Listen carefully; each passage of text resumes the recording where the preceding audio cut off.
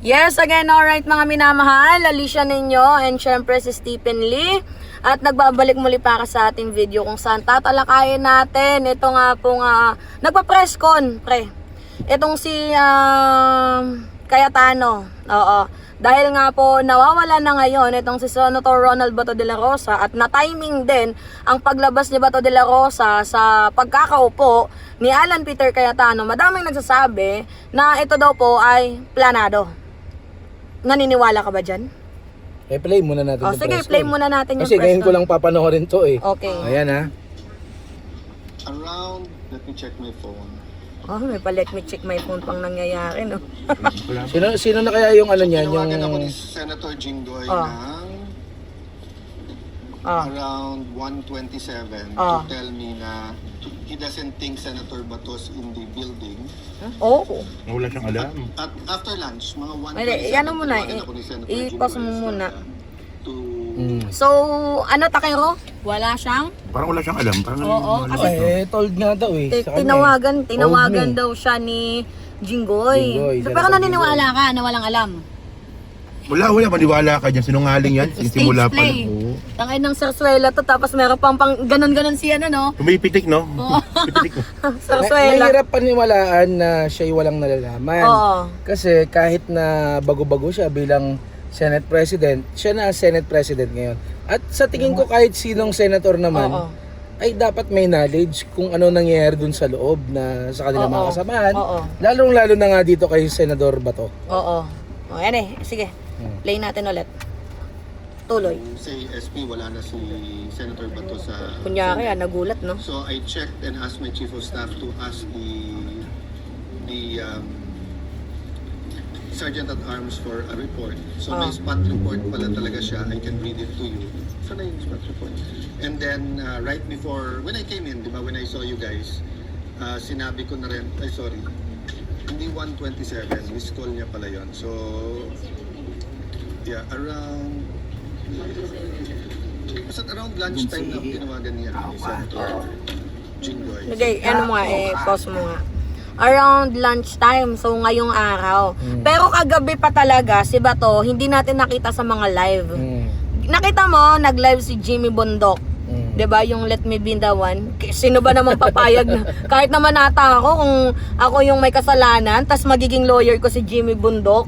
Ayoko na lang, baka mamaya kantahan lang ako ng Let Me Be the One. Anyway, ganito, sa mga video kagabi ng mga naka-live, si Bato nawawala. Kapansin-pansin na wala siya sa Hindi. kanilang mga live. Tapos ngayon, ang pinagbibintangan nila, si Risa Ontiveros, si Soto daw, may pakana kasi hindi daw nag-live.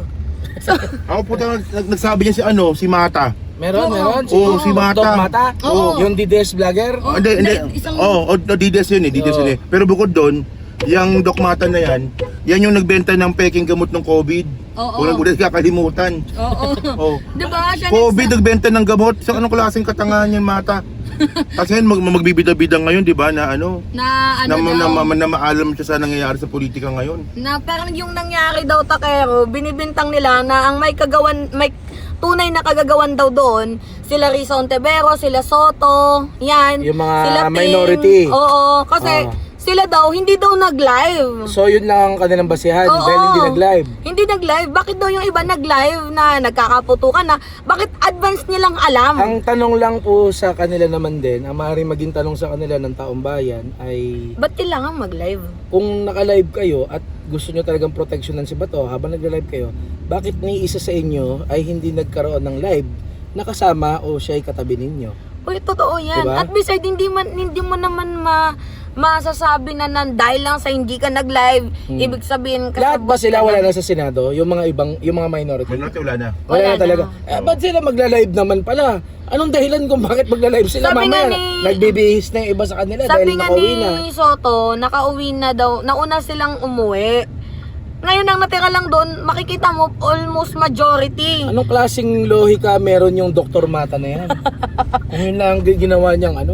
Ano Takero? Diba? Hindi, sara ko dyan kay Dr. Mata. Mahina. Pwede niya sabihin na maaring sila. Kung halimbawa, kung ako lang ang nasa kanyang kalagayan, isa akong DDS na katulad niya, ang pwede kong tingnang angulo doon ay bakit wala na sila nung panahon ng nagkakaroon ng gulo. Kung ikukumpara ko naman dun sa, ay bakit di sila nag-live? Nag-live. Ano bang gusto nilang gawin? Yung, ano ba, nasa bahay sila, may ginagawa na silang importante, magla-live sila. Ay, inaatake po yung Senado, mga kababayan. Vlogger ba ang mga senador? Babalik ako sa Senado.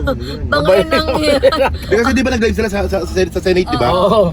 Oo. Malamang mapapalive talaga kayo dahil may Tsaka nababarilan eh. Bakit sabay-sabay nag-live yung ano? Sabay-sabay pa. Hindi, parang ano yun eh, scripted na gawain na yan. Kaya hindi maiwasan na meron mga nagsasalita ngayon na scripted yan. Oo. Dahil talagang sa totoo lamang po mga kababayan, naging madrama talaga itong tagpo, no? Na kung saan, ayan nga, malinaw. Oo. Himay-himayin natin yan ha, nalusutan ang Senado. Paano? Paano? May una ha, ako. May gunman, pero walang namatay. Gets mo? May gunman daw, pero bakit hindi pinakita sa Senado kung saan nagkaroon ng putukan?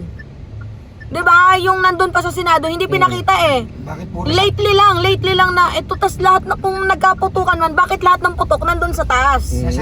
Pinakita sa Sa salamin.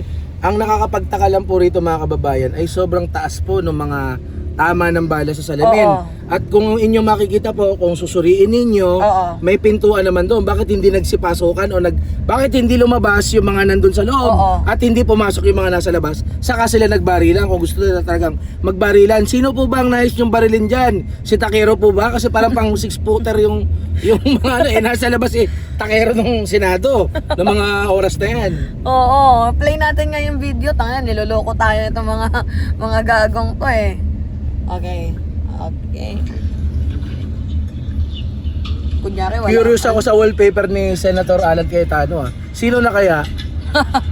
Sino kayang next na Sino na kaya ang wallpaper niya? Ngayon, no? Oh. Yung may malaking triceps. Bakit sa ano? John Wick. John Wick. Tapos mayroon niyang... Alan is ready. Mayroon... Uy, kung usapang putukan... Wait lang Kung usapang putukan, baka sa nangyari sa loob ng ahensya ni Jingay. Gets mo? Opisina? Anong ahensya? Ay, Opisina. sa opisina ni Jingay nangyari yung putukan. Tapos kasama niya yung nakatrice. Hindi pa tapos. So, Tagal naman ni ni Cayetano. Caldero man. Oh. oras siya umalis. Nag-iisip yan, naalala niya pa si John Wick eh. Si John Wick yung Mga kababayan, linawin lang po natin ha. Hindi pa ako nagsasalita niyan, si Takero. Naalala niya lang naman ano. Apo, si Takero po nang nag-post na sabi na nga ba, Barbie. Barbie. Yan na. Long story short, kinonfirm ng Sergeant at Arms that he's no longer in the building. I'm waiting for the complete incident report. Anong oras umalis? Tunginong yan. Oh, yun lang pala eh. So yun po ang laman ng press con ni Senate President Alan Cayetano sa loob ng 2 Bale may minutes ano, mahigit. So yun lang, wala pang report ang May spot check daw si Usaha o Sergeant at Arms. of Arms. Oh, pero anong ng spot check? Anong laman? Ay, hindi pa Sinabi natin niya alam. ba? Wala pa dito. Wala Wala pa. pa dito sa ano eh. Ito ang nakakatawa. Di ba meron sa may naka-live si Jigoy, narinig yung boss niya, sinabi niya itago niyo yung video. Ay CCTV. Oh. Tapos mayroon ding picture si Bato de la Rosa na nanonood din ng live ng News 5. Nakita mo yun? Oo. Tangay na nito ni Bato, nanonood na kasi nakatakas. Pinapanood yung sarili niya, no? Matindi din eh. Pero may side mga minamahal Isa lang yung yung kapansin-pansin dyan, yung timeline eh. 'Di ba? Dapat questionin din si Jigoy diyan, bakit niya inutusan yung mga sergeant of arms doon na itago yung CCTV. Oo nga, bakit nga? 'Di ba? Tsaka yung yung the way na mag-act, syempre nandiyan talaga si Padilla eh. 'Di ba? Ano pa bang aasahan natin diyan? Nakagano Marami rin pong naging katanungan doon sa ginawa ni Senator Padilla na thumbs up. meron daw silang mga dala yung mga security ba yun ni Bato? Oo. Na mga maleta ba yun o Oo. suitcase? Oo. Anong sabi doon? Oo, yun. Kumbaga nagtataka bakit may mga dalang ganun. At bakit parang hindi daw natatakot si Robin Padilla doon sa mga pangyayari. Pero yun nga na, ang sabi namin ni Takero, na medyo pabiro na rin, syempre action star siya Hindi ka ba nagtataka And when I say action star, we also mean that he can act. Oo. Diba? If ever lang naman. Oo. Pero at the end of the day, siyempre, kung talagang ang Senado gustong malaman kung anong nangyari sa kanilang lugar na nasasakupan, dapat talaga magkaroon sila ng magandang report dyan. And I think the President also should do everything on his power, no? Na in his power para maimbestigahan talaga ng mabuti yan. Kasi mga kababayan, whether we like it or not, mapuputukan ng ating mahal na Pangulo dyan kahit ang may kasalanan dyan ay yung mga taong gusto siyang pabagsakin. Oo. At saka napansin mo ba, hindi, umabot na ba ng 48 hours itong si Cayetano? Sabi ka na, no? Sabi ka na siya 48 hours Saan? sa as a Senate President, no?